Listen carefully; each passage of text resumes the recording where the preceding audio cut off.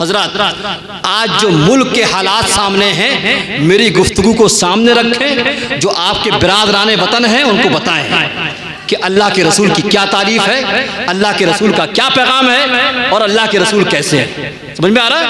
मुलाजा फरमाया। हजरत बुखारी शरीफ की एक हदीस पाक है, वल्लाहु युती वाना कासिम। हमारे नबी ने इरशाद फरमाया कि अल्लाह मुझको देता है, सारी कायनात के लिए मुझे नेमतें देता है और मैं तक़सीम करता हूँ। तो उसी को हमने हिंदी ज़ुबान में कहा है, मुलाजा फरमाए। रब है दाता और है मालिक, उसने बनाया तुमको वितरक। रब है दाता सबका मालिक, उसने बनाया तुमको वितरक। दान दया का, दान दया का सुंदर संगम सल्लल्लाहु अलैहि वसल्लम। सबसे सुंदर सबसे उत्तम सल्लल्लाहु अलैहि वसल्लम। इस गुफ्तगू को बहुत गौर से सुने और आपके पड़ोस में जो हमारे बिरादराने वतन रहते हैं उन तक पैगाम पहुंचाएं। आज मीडिया के जरिए, अखबार के जरिए, टीवी के जरिए ये जहन दिया जाता है कि इस्लाम तलवार से फैला। कैसे फैला? पैगंबर इस्लाम ने अत्याचार किया है, तलवार से इस्लाम को फैलाया है। मुसलमानों, तुम्हारी जिम्मेदारी है कि पैगंबर इस्लाम की जिंदगी के ये गोशे, ये पहलू उनको बताओ कि पैगंबर इस्लाम ने इंसान तो इंसान, जानवरों के साथ भी मोहब्बत की तालीम दी है। पैगंबर इस्लाम ने जानवरों के साथ भी मोहब्बत का बर्ताव करने की तालीम दी है। मौलाना जी जी जी, अता हो, क्या बात है, सुभान अल्लाह। मोहब्बत करने की तालीम दी है मेरे आका। और बताइए उनको पैगंबर इस्लाम की सीरत के ये पहलू। मेरे आका सल्लल्लाहु अलैहि वसल्लम एक दिन घर में तशरीफ लाते हैं तो क्या देखते हैं कि आपके बिस्तर पर बिल्ली सो रही। किसके बिस्तर पर? खुदा के बाद जिस नबी का मर्तबा है उस नबी के बिस्तर पर कौन आराम कर रहा है? बिल्ली साहिबा आराम कर रही हैं। खादिम ने चाहा, नौकर ने चाहा कि बिल्ली को भगा दिया जाए, बिल्ली को उठा दिया जाए, लेकिन वो पैगंबर जो सारी दुनिया के लिए कृपालु बनकर आया, रहमत बनकर आया, मरसी बनकर आया, कहा खबरदार बिल्ली को उठाना मत, बिल्ली को जगाना मत, बिल्ली को बेदार मत करना। अगर इसको उठाओगे तो इसका चैनो सुकून खराब होगा, इसके आराम में खलल पड़ेगा। मुसलमानों, दुनिया को बताओ कि जो पैगंबर जानवरों के आराम का इतना ख्याल रखता हो वो इंसानों पर कितना बड़ा मेहरबान है। वो इंसानों पर जुल्म कैसे बर्दाश्त कर सकता है। और मेरे आका सल्लल्लाहु तआला अलैहि वसल्लम की रहमत, आपकी कृपा, आपकी दया पे कुर्बान जाइए। आपकी मोहब्बत, आपके किरदार, आपकी तालीम से प्रभावित होकर, मुतासिर होकर अरब के एक ऐसे कबीले ने इस्लाम कबूल किया जो बकरियां पालता। क्या पालता था? पूरा कबीला बकरियां पालता था। पूरा कबीला इस्लाम में दाखिल हो गया। जब दाखिल हो गया तो कबीले के बड़े बड़े सरदार अल्लाह के रसूल की बारगाह में हाजिर हुए। अर्ज किया कि या रसूल अल्लाह, आपकी शिक्षा, आपकी तालीम से मुतासिर होकर इस्लाम तो कबूल कर लिया है, लेकिन या रसूल अल्लाह अब हमारी तालीम का इंतज़ाम कीजिए ताकि हमको इस्लामी तालीम मिले। तो अल्लाह के रसूल ने फरमाया कि ठीक है, तुम्हारे लिए किसी उस्ताद का इंतज़ाम करेंगे। अभी तुम्हारे लिए दो तालीम है। कितनी तालीम? पहली तालीम यह है कि तुम लोग नमाज की पाबंदी करो। क्या करो? नमाज की। और आपको बता दूं, यहां पर बहुत से लोग मस्जिदें वीरान रखते हैं, नमाजें नहीं पढ़ते हैं।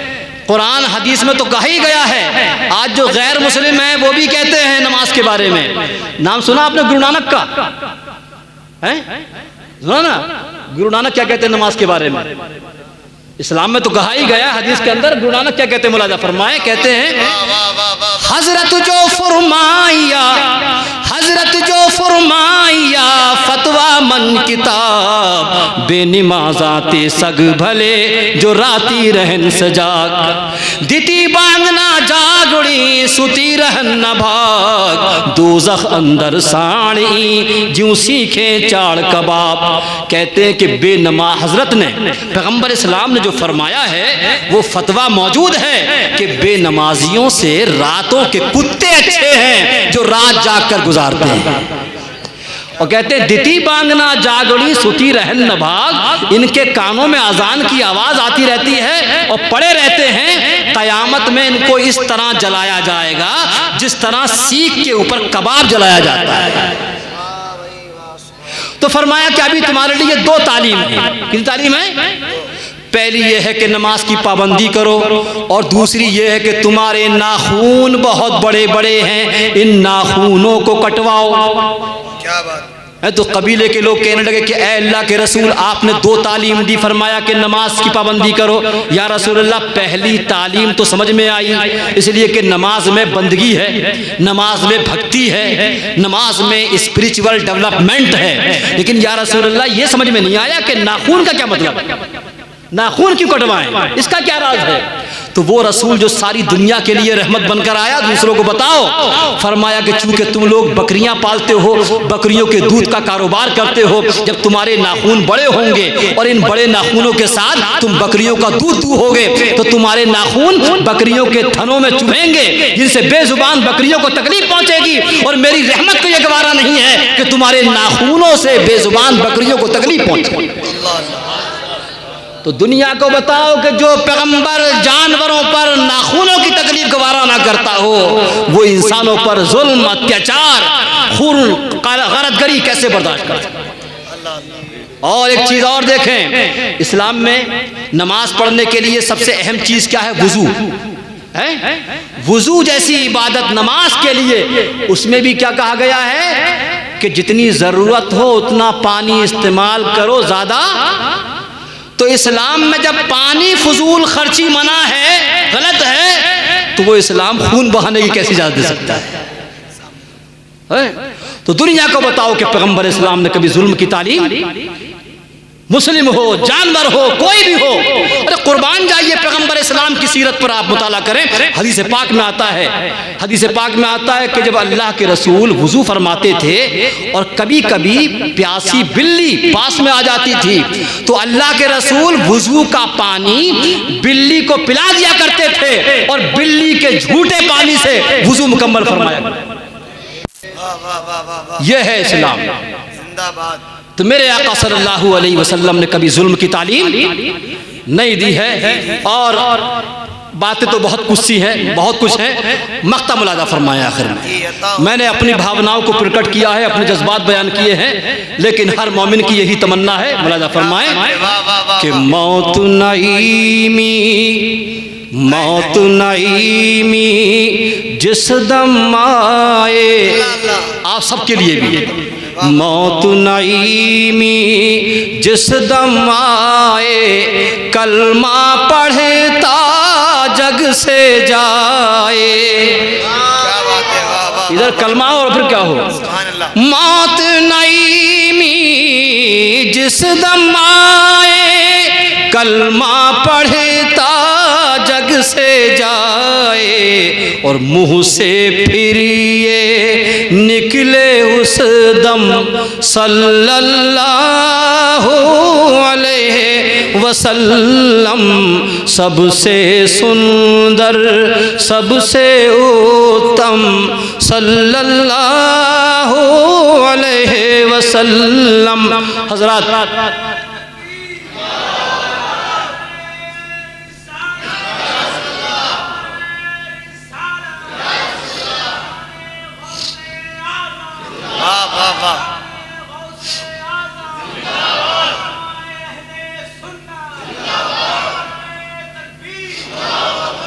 हजरात, बातें बहुत कुछ सी हैं, बहुत कुछ है बयान करने के लिए। हम मदरसे में बैठे हैं, बस जाते जाते मैं एक बात आपसे गुजारिश करूंगा कि अपने बच्चों के लिए आप ज़मीन जायदाद मत छोड़ें, लेकिन अपने बच्चों को तालीम याफ्ता छोड़ें।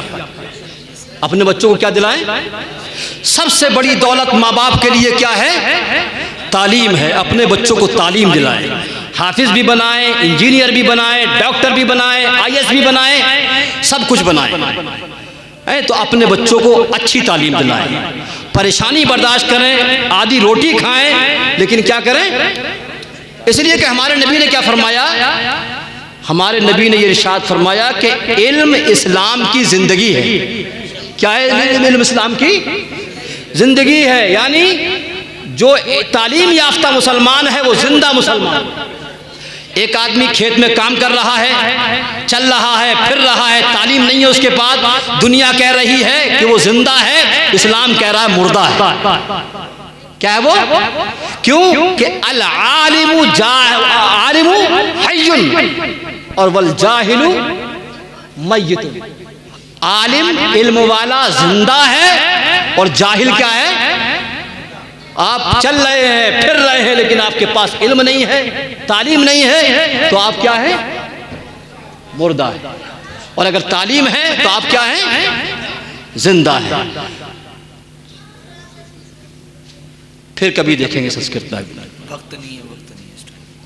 अभी जो मैसेज दिया है सिर्फ मजे लेने के लिए नहीं, जो मैसेज दिया है उसको अब याद रखें। इंशाल्लाह फिर किसी मौके पर गुफ्तगू होगी इस हवाले से। तो अपने बच्चों को आप पढ़ाएं, तालीम दिलाएं। और मैं एक बात यहाँ उलमा बैठे अर्ज कर दूं आपको।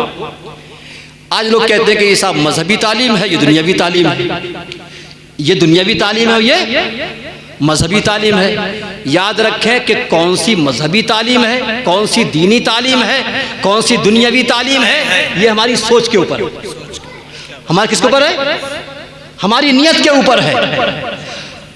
अगर आलिम बनने के बाद, मौलाना बनने के बाद, कारी बनने के बाद मकसद ये है कि दुनिया में नाम कमाऊंगा, पैसा पैदा करूंगा ताकि लोग मेरा नाम, तो फिर ये मजहबी दीनी तालीम नहीं है, बल्कि क्या है? ये दुनियावी तालीम है।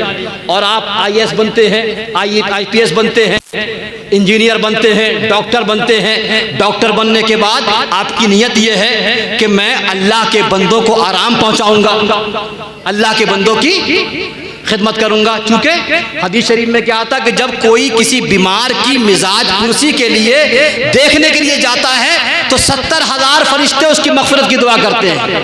तो जब बीमार को देखने का ये आलम है तो जो बीमार का इलाज करता होगा उसका क्या आलम है? समझ रहे हैं नहीं? तो अगर आपकी नियत ये है कि हम खिदमत खल्क करेंगे, अच्छा इस्लाम क्या आपसे ये कहता है कि आप गंदा पानी पिए, बीमार करने वाला पानी पिए? अच्छा पानी कौन देगा? इंजीनियर। अच्छी सड़कें कौन देगा? इंजीनियर। अच्छी बिल्डिंग कौन देगा? इंजीनियर है। तो अगर आपका मकसद ये है कि इंजीनियर बनने के बाद अल्लाह के बंदों की खिदमत करेंगे, समझे, और IAS IPS बनने के बाद ये है कि जुल्म का खात्मा करेंगे, इंसाफ को फैलाएंगे, क्या बात है? तो ये सब किसके ऊपर है? बहुत अच्छा पैगाम है। जिंदाबाद, जिंदाबाद। तो अपने बच्चों को पढ़ाइए, हाफिज भी बनाइए, ये पहली जरूरत है। कारी भी बनाइए, ये वो है जो दुनिया में भी काम आएगा, आखिरत में भी काम आएगा। और उसके साथ साथ अपने बच्चों को इंजीनियर, डॉक्टर, समझे, जो भी तरक्की की तालीम है सब आप दिलाइए। ये हमारे ऊपर क्या है? याद रखें, हमारी जमात में, हमारी कौम में बहुत सी बुराइयां हैं। हर जगह आप काम नहीं कर सकते, सिर्फ एक जगह आपने काम कर लिया, और वो क्या है कि अगर अपने कौम के अंदर बच्चों को तालीम याफ्ता बना दिया तो बहुत सी बीमारियां अपने आप खत्म हो जाएंगी, बहुत सी बुराइयां अपने आप। और ये आपके ऊपर जिम्मेदारी है। आप जलसा करते हैं, क्या करते हैं? जलसा करते। मैं आपको ये पैगाम दे रहा हूँ, चाहे आप अमीरुल कादरी को बुलाएं या किसी को बुलाएं, गौसे आजम का जलसा करें या ईद मिलादुन नबी करें, जलसे के मौके पर ऐलान करें खड़े होकर कि हमारी बस्ती के अंदर जो गरीब लोग हैं और अपने बच्चों को पढ़ाना चाहते हैं तो 5 बच्चों की फीस का, उनकी पढ़ाई का इंतजाम हमारी कमेटी करेगी। क्या बात है, वाह वाह, बहुत करेगी। अगर मुझसे मदद चाहिए तो मैं भी करूंगा, लेकिन जलसे के अंदर से इस तरह का ऐलान होना चाहिए। क्या बात है, बहुत अच्छा। उसकी आप काउंसलिंग कर लीजिए, बच्चों को बुलाइए, काउंसलिंग कीजिए कि कौन बच्चा वाकई है कि इसकी मदद की जाए। तो आपकी कमेटी, चूंकि ये गौसे पाक को पसंद है, गौसे पाक की माँ पूरे साल का खर्चा भेजती थी और गौसे पाक एक दिन में सुबह से शाम तक सारा पैसा तालिब इल्मों के ऊपर खर्च कर दिया करते। क्या बात है, जिंदाबाद। आप 11वीं के देख बनाओ, आपकी पसंद। 11वीं के देख बनाओ आपकी पसंद, भूखो खिलाओ सवाब। लेकिन गौसे पाक को क्या पसंद? गौसे पाक को ये पसंद है कि मुसलमान बच्चे तालीम याफ्ता, मुसलमान बच्चे क्या हो? गौसे पाक को ये पसंद है कि आपके इदारे, आपके स्कूल तरक्की करें। और आप देखें, अगर अपने बच्चों को आपने तालीम दिलाई, अगर एक खानदान के अंदर एक बच्चा पढ़ गया, उसकी नस्लें सही हो जाएगी। इसलिए कि जहां तालीम होगी, अब मैं अपने मेरी मिसाल देखिए आप, मुझे देखिए जिंदा बैठा हूं, जब मैंने आंखें खोली मेरे बाप बीमार थे। क्या थे? बीमार थे। 2.5 बीघे जमीन, देवरनिया दूर नहीं है, जाके देखिए, जाके किसी से पूछ लीजिए, 2.5 बीघा जमीन। लेकिन मेरे माँ बाप ने अल्लाह उनको गरीक़ रहमत फरमाए, इसी आलम में हमेशा जज्बा था कि बच्चे पढ़ लिख जाएं। आज अल्लाह ने मुझे जिस मकाम पे पहुंचाया है, पढ़े लिखे लोग जानते हैं कि किसी यूनिवर्सिटी में प्रोफेसर होना कोई मामूली काम नहीं होता है।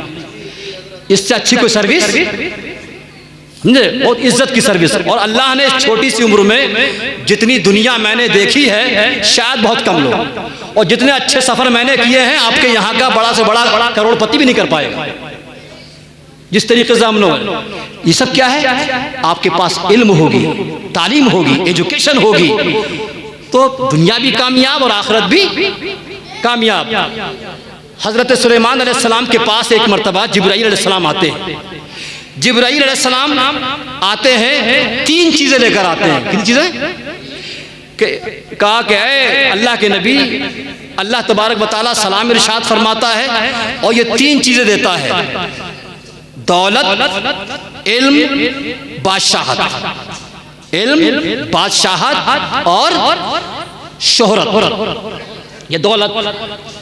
कहा कि ये 3 चीजें हैं, इन तीनों में से एक पसंद फरमा लीजिए, एक ले लीजिए। हजरत सुलेमान अलैहिस्सलाम ने इल्म को ले लिया। किसे ले लिया?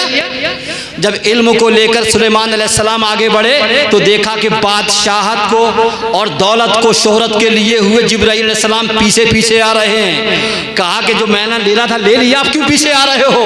कहा कि अल्लाह ताला का ये भी हुक्म था कि ये बादशाहत और ये दौलत, ये शोहरत सब इल्म के गुलाम रहेंगे। जहाँ इल्म होगा वहाँ बादशाहत होगी, जहाँ इल्म होगा वहाँ दौलत होगी, जहां इल्म होगा वहां शोहरत होगी।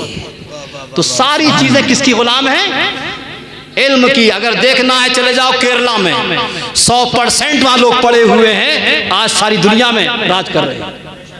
तो मेरी गुजारिश आपसे यह है कि अल्लाह आपको खूब नवाजे, खूब पैसा कमाओ, हलाल रोजी कमाओ, लेकिन इसके साथ साथ अपनी बस्ती के अंदर तालीम के सिलसिले में, एजुकेशन के सिलसिले में बढ़ चढ़कर हिस्सा लो।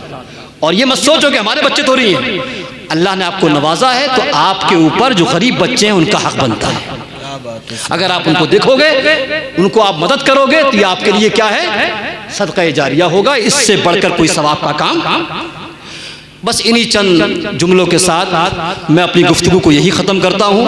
मेरी गुफ्तगू के दौरान अगर कोई गलत जुमला निकला हो, मैं तौबा करता हूँ। अस्तग़फिरुल्लाहल्लज़ी ला इलाहा इल्ला हुवल हय्युल क़य्यूम व अतूबु इलैहि, ला इलाहा इल्लल्लाह मुहम्मदुर रसूलुल्लाह।